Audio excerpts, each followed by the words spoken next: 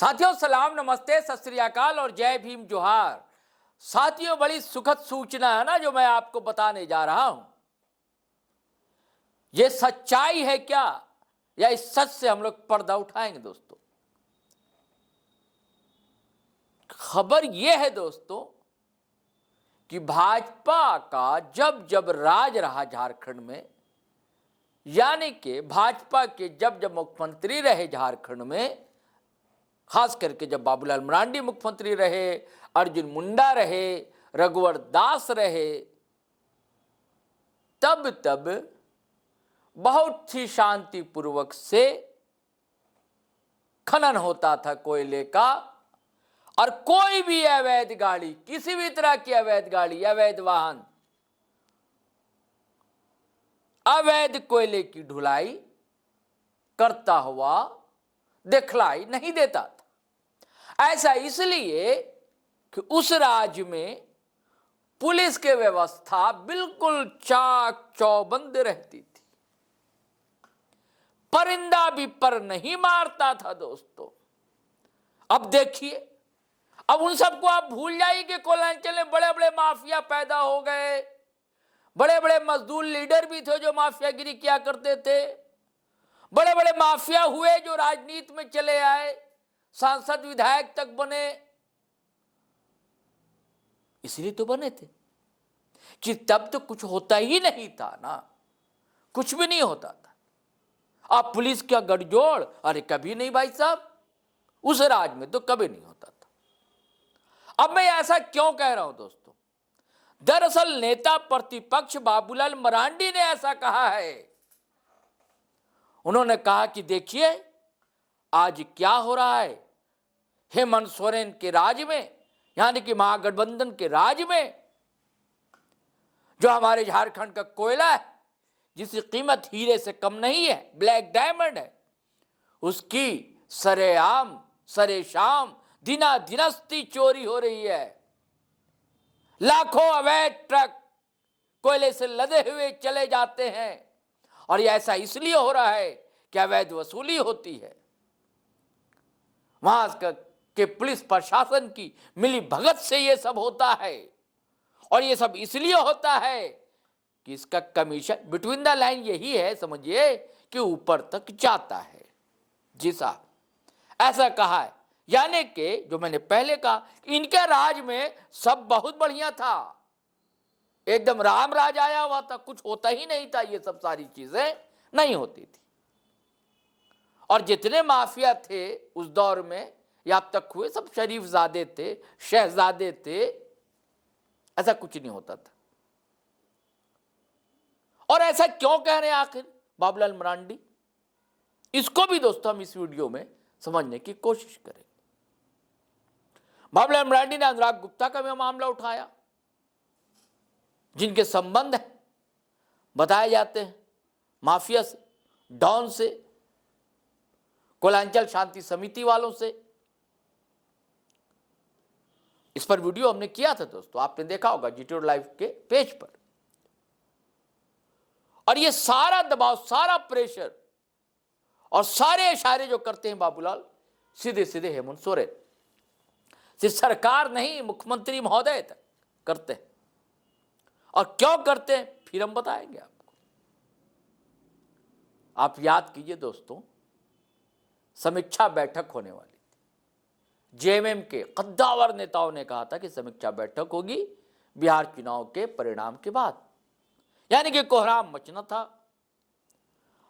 और अब तक कोई समीक्षा बैठक हुई नहीं है। तब राजनीतिक गलियारे में यह चर्चा आम थी दोस्तों, क्या गठबंधन से पिंड छुड़ाना चाहते हैं हेमंत सोरेन? ऐसा कुछ दिखा नहीं। अब ये नई पटकथा जो है सामने आ रही।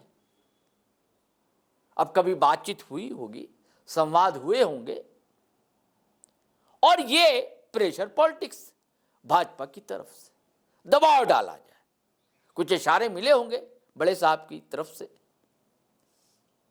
बड़े बड़े चाणक्यों ने कुछ कहा होगा। अब देखिए ना, ईडी के छापे भी कैसे पड़ने लगे। इधर ही की तो बात है, आप देख रहे हैं, सब कुछ साफ साफ है। तो मैं चाहता हूं दोस्तों कि पहले आप सुन लीजिए कि बाबूलाल मरांडी ने किस दबाव में और क्यों ये सारी बातें आज हम मीडिया वालों से साझा की। और साझेदारी नहीं बल्कि उससे आगे बढ़कर के जो धनबाद जैसी जगह में शीर्ष जो पुलिस पदाधिकारी हैं, एक प्रकार से अगर हम कहें कि कोयला कारोबार में शीर्ष जो पदाधिकारी है, पुलिस प्रशासन, ये सारे लोग उसमें इन्वॉल्व है, संलिप्त है। ये सबसे चिंता का विषय है। यानी आप कह सकते हैं कि सीधा सीधा इस धंधे को ये लोग संचालित कर रहे हैं। ये बड़ा खतरनाक स्थिति है। बड़े दोनों में अंतर हुआ कि पहले कोयला माफिया को हम लोग सुनते थे, कोयला अवैध कारोबारी को सुनते थे, वो लोग ये करते थे तो पुलिस को पैसा पहुंचाते थे या प्रशासन को। लेकिन अब ये जानकारियां मिल रही है कि भाई पुलिस प्रशासन संरक्षण नहीं बल्कि ये लोग संचालित करवाते थे। ये बड़ा खतरनाक मोड़ पर कह सकते हैं कि राज्य की स्थिति पहुंचा है। और धनबाद में जो कोयला का जो अवैध कारोबार होता है वो आप सबको पता ही है कि 2-3 क्षेत्र प्रमुख है। एक तो निरसा है, झरिया है, बाघमारा है। और इस क्षेत्र के अंदर क्या कहते हैं 20-25 ऐसे थाना ओपी पड़ता है। ये जो 3 ऐसे क्षेत्र बताए, और उन क्षेत्रों में छोटे बड़े 30 से 40 ऐसे क्या बोलते हैं अवैध साइट्स है जहां से कोयला, अवैध कोयला जहां से निकाला जाता है। और चर्चा तो यहां तक है कि भाई चर्चा है साइट को प्राप्त करने के लिए, जो हमने कहा कि 30-40 जो साइट है इन सारे इलाकों में, धनबाद जिला में, उन साइट को प्राप्त करने के लिए लोग चर्चा है कि भाई हाउस से परमिशन आवश्यक होता है। अब हाउस आप लोग पूछेंगे भाई कौन सा हाउस, आप सब लोग उसको पता करना। और ये चर्चा है कि भाई हाउस से परमिशन होता है। हाउस से परमिशन, जब हाउस से सीधा एसएसपी को टेलीफोन जाता है और तब फिर वो अप्रूव होता है। यानी काम किसको दिया जाए उसका अप्रूव होता है। अप्रूव होने के बाद भी एडवांस के रूप में लोग कहता है कि 1 करोड़ रुपया जमा करना पड़ता है और उसके बाद साइट अलाउट होता है। वो एडवांस के रूप में, जिसको बोलते हैं ना, कहीं देहाती शब्दों में कहते हैं पगड़ी, कहीं कुछ लेवी या इस टाइप के लोग बोलते हैं, तो देना पड़ता है। और उसके बाद उनको उस क्षेत्र में लगा दिया जाता है। जो आपको हमने कहा कि 30-40 जो साइट है उसमें से, और उन क्षेत्रों से प्रतिदिन जो सूचना एकत्र करने की हमने कोशिश की तो 150 से 200 ऐसे ट्रक कोयला निकलता है। और एक कोयला का जो प्रति टन 8 से 10 हजार रुपया प्रति टन जो कोयला की कीमत में वो बिकता है। और ये सारे जो व्यवसाय चल रहा है उसका पूरे नियंत्रण, लोग बोलते हैं हाउस से है उसका नियंत्रण। अब लोग कहता है कि हाउस से कोई महाराजा है और धनबाद के एसएसपी, जिसको कह सकते हैं कमांडर इन चीफ या सेनापति कह सकते हैं, और डीसी को कह सकते हैं महामंत्री, सारे ये लोग मिलजुल करके प्रॉफिट को हिस्सेदारी भी यही लोग बांटते हैं। और इस धंधा में थाना प्रभारी, इंस्पेक्टर, डीएसपी, सिटी एसपी, ग्रामीण एसपी, एसडीओ, खनन अधिकारी, अंचल अधिकारी, सबका हिस्सा बिल्कुल तय रहता है। और इस धंधे में एक तो बाघमारा में डीएसपी है पुरुषोत्तम सिंह, पूर्व में राज्य के मुख्यमंत्री के वो सुरक्षा में भी रह चुके हैं।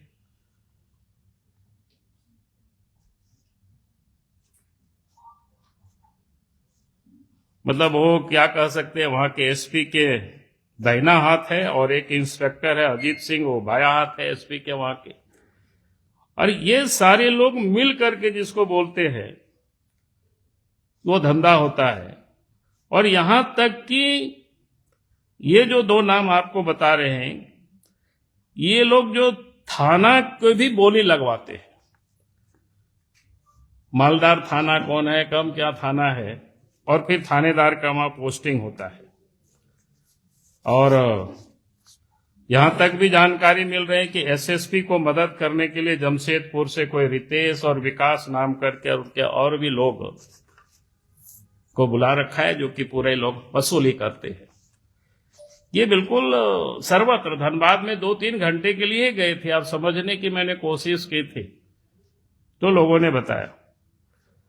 उसके बाद कई एक साइट है, वह लोगों ने बताया तो बड़ा चौंकाने वाले विषय है। कुछ साइट्स को खाली उदाहरण मैं बता रहा हूं आप सब लोगों को, कुछ साइट्स के बारे में जो जानकारी मिली।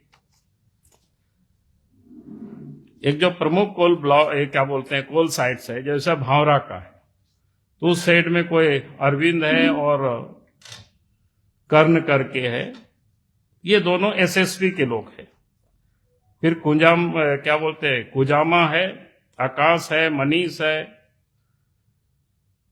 ये भी क्या बोलते हैं एसएसपी के लोग हैं। फिर पंचायत साइट है, वहां एक अंजनी करके है, कोई काम देखता है, वो पंकज मिश्रा जो साहेबगंज के है उसके आदमी है। फिर निरसा में कोई संजय सिंह है, काम देखता है, 2 नंबर का, कोई एसएसपी के आदमी है। गोपाली चाक साइड से और बै सबारा है करके कैलाश पांडे है, वो भी कोई एसएसपी का आदमी। फिर बरोरा, तितुलमारी, जमोनिया, राम कनाली, इन 3 साइड को बाघमारा के जो डीएसपी जिसकी हमने बताया कि आपको पुरुषोत्तम सिंह खुद चलवाते हैं।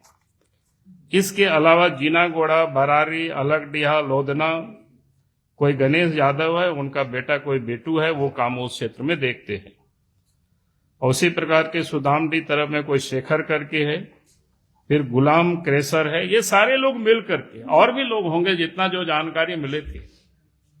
तो इस प्रकार से पूरे कोल ब्लॉक उस क्षेत्र में मैंने लूटने में और भी लोग लगे होंगे। लेकिन आश्चर्य ये विषय है कि भाई पहले हम लोग सुनते थे कोई माफिया कोयला चोरी करता है और पुलिस को कमीशन देता है, थानेदार को कमीशन देता है। यहां तो सुनते हैं कि यही लोग सारे काम करवा रहे हैं, यही लोग बांट रहे हैं, कौन साइड में कौन काम करेगा ये।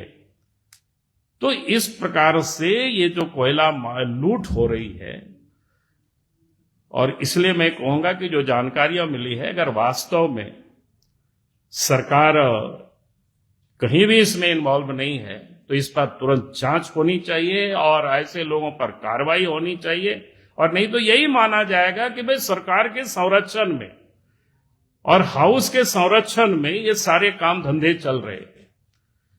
तो मुझे लगा कि क्योंकि विषय कोई सामान्य नहीं है, बहुत बड़ी घटना है, क्योंकि जिस प्रकार से अगर क्या बोलते हैं कि रखवाला ही अगर लूटने में लग जाए, रखवाला ही अगर सब कुछ लुटावे, तो फिर वो जो कोई शेर या कविता वो तो मैं जानता नहीं हूं वो सब, तो फिर बचाना राज्य को मुश्किल होगी। तो आज ये स्थिति है। तो धनबाद क्षेत्र की जो थोड़े सा मेरे पास जानकारी थी, तो मुझे लगा कि मैं निश्चित रूप से आप सबके माध्यम से राज्य की जनता के सामने हम लाने की कोशिश करेंगे और सरकार को भी संज्ञान में हम देना चाहेंगे, ताकि सरकार इन सारी चीजों को देखे। अगर हमारी बातें बिल्कुल गलत है तो फिर कोई कोयला की वहां जो धंधे चल रहा है वो बंद होनी चाहिए। अगर वो बदसूरत उसी प्रकार से चलेगी तो हम यही मानेंगे कि भाई राज्य सरकार के मुख्यमंत्री के संरक्षण में सारे धंधा ये चल रहा है। बहुत बहुत धन्यवाद। तो साथियों, आपने सुना बाबूलाल मरांडी ने क्या क्या सीधे सीधे। भाई साहब, साथियों, ये प्रेशर पॉलिटिक्स मुझे तो यही दिखलाई देता है। और जो वसूली की बात कर रहे हैं ना, ऐसा नहीं है कि इसी सरकार में हो रहा है, हर सरकार में सब सारी चीजें होती है। ये सिस्टम है। दरअसल हम लोग क्या सत्ता बदलकर खुश हो जाते हैं? सिस्टम में सड़ांध है, इसे बदलने का प्रयास, कोशिशें नहीं होती। जिस पार्टी की भी सरकार आती है वो अपने ढंग से सब कुछ कोशिश करता है, लेकिन सबके अपने हित होते हैं, ऐसा नहीं कि हित नहीं होते। अभी जैसे देखिए ना, डिप्टी सीएम है, होम मिनिस्टर है बिहार के सम्राट चौधरी, उन्होंने कहा कि 400 जो माफिया है कुर्की जब्ती हो जाएगी। अरे भैया, आप ही की सरकार में कई माफिया हैं। अनंत सिंह क्या है? माफिया नहीं है अनंत सिंह, विधायक बन गए। ऐसे कई लोग हैं, अगर लिस्ट निकाली जाएगी तो क्या उनके यहाँ कुर्की जब्ती होगी क्या? तो होता ऐसा नहीं है। दरअसल हर सरकार जो है ऐसे लोगों के साथ गलबैया करती, सरकार नहीं, सरकार में शामिल लोग करते हैं। आपके साथ अलग श्रेणी के लोग होते हैं, इनके साथ अलग चेहरे होते हैं, बस फर्क यही होता है दोस्तों। लेकिन कुछ तो हलचल मच गई है दोस्तों सियासत में झारखंड के। इस सर्दी में भी तापमान बढ़ गया है, गर्मी आ रही है लोगों के बीच। मुझे लगता है कि ये महीना या ये पखवाड़ा कुछ ना कुछ तो होगा। अब देखने की बात होगी कि क्या होगा और बाबूलाल मरांडी जी कितना सफल रहेंगे अपने प्रेशर पॉलिटिक्स में। चलिए साथी, आज्ञा दीजिए, इजाजत दीजिए, लेकिन आपसे गुजारिश है कि अगर आपने हमारा चैनल सब्सक्राइब नहीं किया तो कर लीजिए। अब वीडियो हमेशा की तरह धड़ाधड़ फटाफट खटाखट शेयर कीजिए, लाइक कीजिए, कमेंट कीजिए। आज्ञा दीजिए, इजाजत दीजिए। जय हिंद, जय भारत।